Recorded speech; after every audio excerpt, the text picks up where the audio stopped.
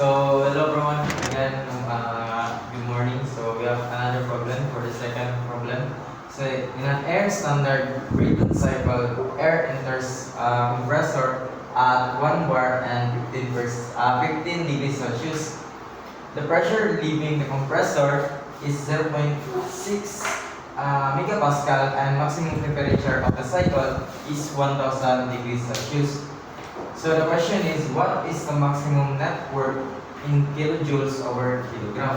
So we have the choices here. So A is equals to A is 319.52,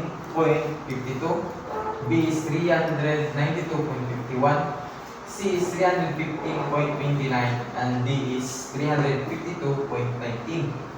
So to calculate the temperature 2, so we have the formula, I will have the equation of T2 is equals to square root of T1 times T3.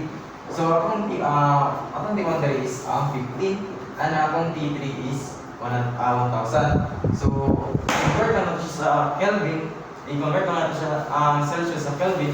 So ada lang na to ang both temperature of 273 nga value.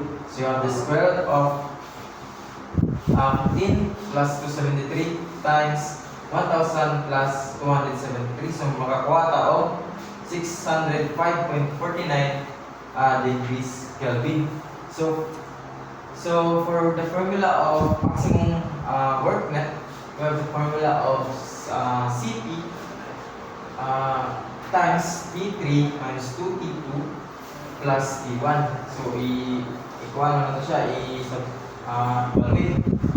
So for the specific heat, we have the value of 1.0062, and then for the T3 we have the 1173 minus 2 times the T2, which is 605.49, and then ang T1 is 258. So i-calculate lang muna siya. So natin makuha na 352.19 kilojoules per kilogram, which is letter D.